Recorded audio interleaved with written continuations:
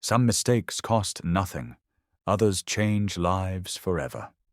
The sun was setting, casting a golden hue over the city streets. Nathan Hayes adjusted his cufflinks as he stepped out of the restaurant, his mind still replaying the tense business meeting from earlier. Deals had been made, numbers discussed, but none of it mattered now. His sleek black Aston Martin sat parked at the curb, gleaming under the streetlights, his prize possession, a symbol of everything he had worked for. But as he approached, something made him stop cold. A deep scratch ran across the side of the car, cutting through the flawless paint like an open wound. His jaw clenched. Then he saw her. A little girl, couldn't have been older than 7, stood frozen next to the car, her tiny fingers gripping a broken rock. Her face was pale with fear, her lower lip trembling as she stared at the damage. Nathan exhaled sharply, forcing himself to stay calm. "What did you do?" His voice was steady, but there was an edge to it. The girl's eyes welled up. She swallowed hard, her voice barely a whisper. I'm sorry. I didn't mean to." Nathan rubbed his temple, trying to process the situation. A scratch like that would cost thousands to fix. But before he could say anything, a frail woman rushed over, panting as if she had run blocks to get there. "Maya!" she gasped, grabbing the girl's hand. "What did you do?" The woman turned to Nathan, her face full of panic. "I am so sorry, sir. Please, she's just a child. She didn't mean to—" Nathan lifted a hand, silencing her. "Why?" he asked, looking down at the little girl. "Why would you do this?" Maya's tiny hands clenched into fists. She sniffled, glancing at the woman before whispering, I needed to get your attention." Nathan's brows knitted together. "What?" The woman's eyes darted to the ground, as if ashamed. And that's when Nathan noticed it, the hospital bracelet on her wrist. Something told him. This was about to be much bigger than a scratch on his car. The air between them grew heavy. Nathan had walked into this moment expecting a simple answer. Carelessness, maybe mischief. But this was something else entirely. He crouched to Maya's level, his voice firm but not unkind. "Why did you need to get my attention?" Maya sniffled again, glancing nervously at her mother, then back at Nathan. Because nobody else would stop." Nathan's chest tightened. "Stop for what?"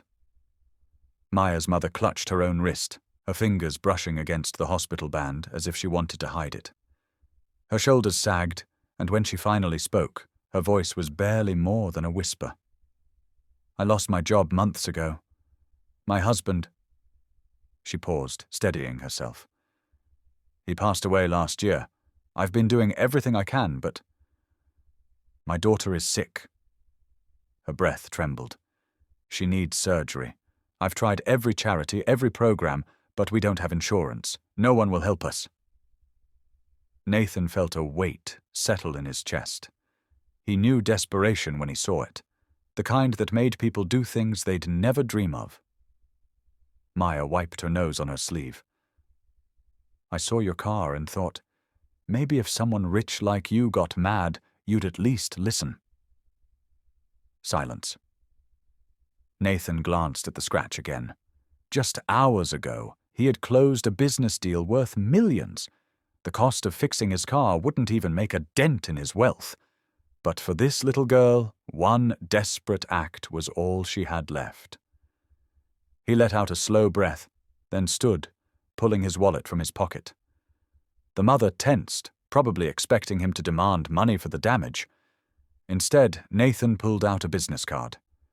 "Take this," he said, slipping it into her hand. "Tomorrow morning, go to this hospital. I'll make a call." The woman's brows furrowed. "What do you mean?" Nathan's gaze flickered to Maya, then back to her. "Your daughter's surgery. It's taken care of."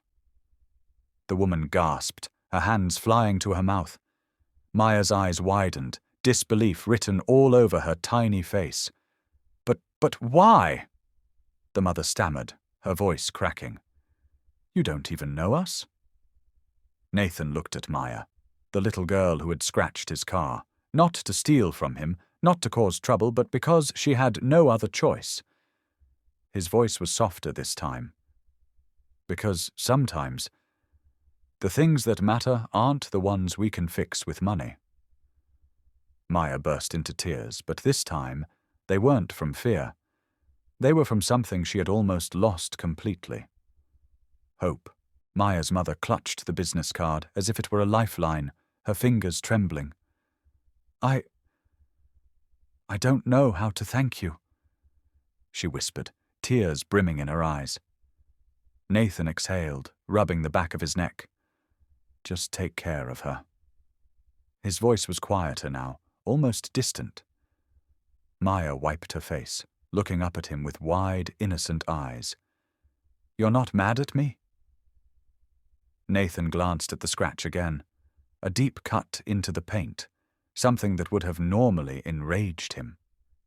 But standing here, in front of a mother on the edge of collapse, and a little girl who had done the only thing she could think of to save her own life, it didn't seem so important anymore. He crouched down to Maya's level, offering the smallest smile. I'd take 100 scratches on that car if it meant helping someone like you. Maya let out a tiny giggle, wiping her nose with her sleeve. It's a really nice car, though. Nathan chuckled. Yeah, but it's just a car. He tapped her gently on the nose.